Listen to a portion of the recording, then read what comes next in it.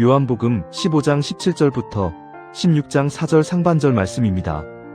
내가 너희에게 명하는 것은 이것이다. 너희는 서로 사랑하여라. 세상이 너희를 미워하거든 세상이 너희보다 먼저 나를 미워하였다는 것을 알아라. 너희가 세상에 속하여 있다면 세상이 너희를 자기 것으로 여겨 사랑할 것이다.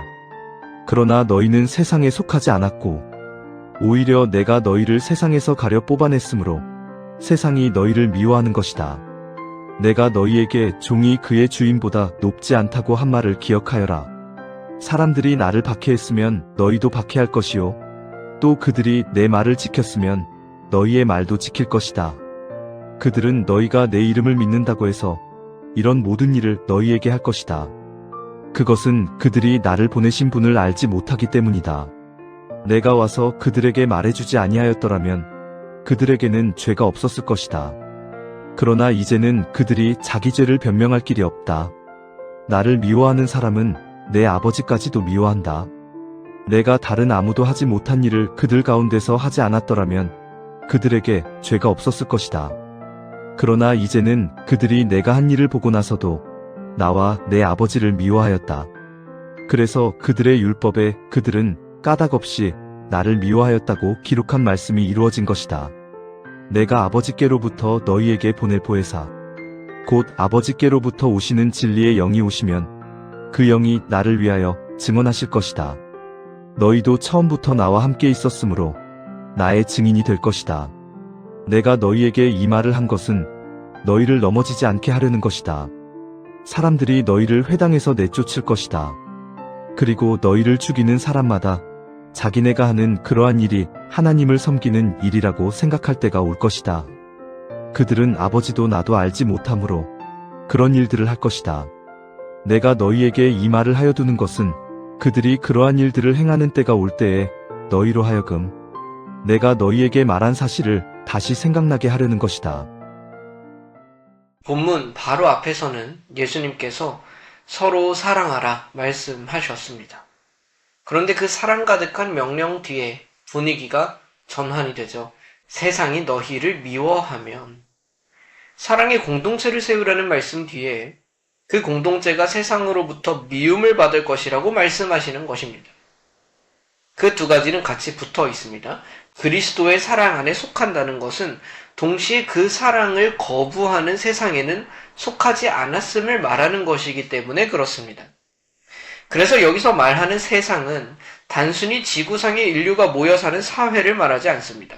특별히 요한복음에서 세상은 하나님과 그의 아들을 거부하는 면을 강조할 때 사용되는 단어입니다. 예수님께서는 제자들이 앞으로 경험하게 될 일을 숨기지 않으시는 거예요. 사람들이 너희를 회당에서 내쫓을 것이다. 너희를 죽이는 사람마다 자기네가 하는 그러한 일이 하나님을 섬기는 일이라고 생각할 때가 올 것이다. 실제로 초대교회 성도들은 신앙 때문에 회당에서 쫓겨났습니다. 심지어는 종교적 열심을 가장하여 그들을 잡아 죽이기까지 했습니다. 대표적인 예시가 누군가요? 우리가 뒤에 볼 사도 바울입니다. 예수님께서는 이어서 그 미움이 제자들 자신에서 비롯된 것이 아님을 밝히십니다. 이게 무슨 말이냐면 제자들이 미움을 샀기 때문이 아니란 말입니다. 너희가 세상에 속하여 있다면 세상이 너희를 자기 것으로 여겨 사랑할 것이다. 그러나 너희는 세상에 속하지 않았고 오히려 내가 너희를 세상에서 가려 뽑아냈으므로 세상이 너희를 미워하는 것이다.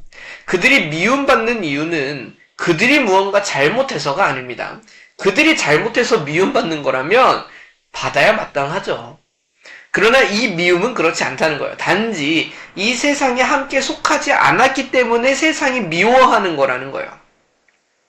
예수님께서는 그 미움이 그래서 자신에게서 비롯되었다고 말씀하십니다. 세상이 너희를 미워하거든 세상이 너희보다 먼저 나를 미워하였다는 것을 알아라.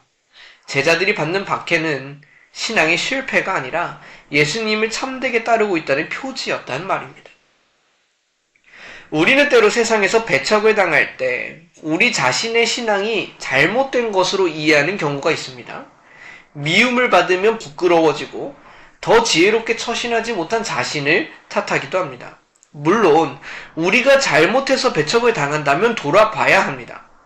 더 지혜롭게 처신하는 방법을 고민해야만 합니다. 그러나 그렇지 않을 수도 있다는 말입니다. 오히려 세상에서 미움을 받고 부끄러움을 당하는 것이 그리스도께 속했음을 드러내주는 표지가 되기도 한다는 말이에요. 우리는 세상과 같은 삶의 방식을 선택하지 않기 때문에 그렇습니다. 세상에서 구별되어 택함받은 자에게 자연스럽게 따라오는 결과일 뿐입니다. 대표적인 예시가 뭔가요? 우리는 예수님의 믿음으로만 구원을 얻는다 말합니다. 그러나 세상은 종교는 다 똑같다 말합니다. 우리가 정말 예수님을 믿는다면 여기서는 타협을 못하는 겁니다. 그런 세상이 교회를 향하여 하는 말은 배타적이고 고집쟁이란 얘기뿐이겠죠. 예수님께서 이 듣기만 해도 힘든 말씀을 미리 하시는 이유가 있습니다. 내가 너희에게 이 말을 한 것은 너희를 넘어지지 않게 하려는 것이다. 미리 알면 흔들리지 않을 수 있어요. 흔들리더라도 넘어지진 않을 수 있어요.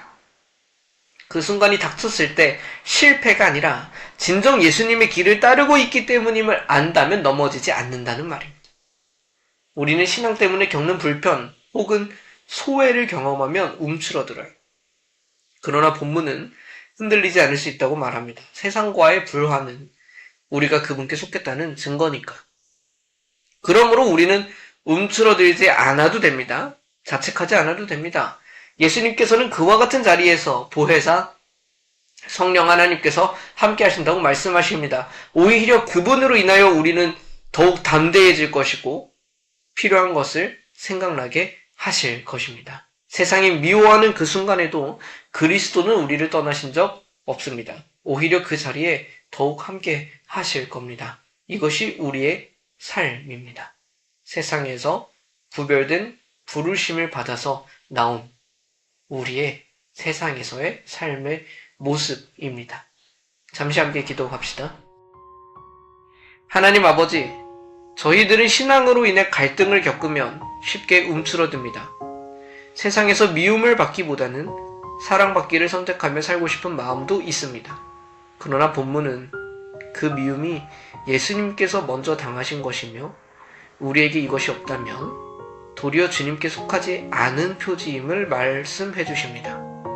주님께서 먼저 말씀해 주신 이것을 붙잡아 흔들리지 않게 하여 주시고 세상과의 갈등에서도 움츠러들지 않고 당당하게 나아가게 하여 주십시오. 세상에서 택하여 세워주신 그 부르심의 자리를 우리가 부끄러워하지 않게 하여 주십시오. 예수 그리스도의 이름으로 기도드립니다. 아멘.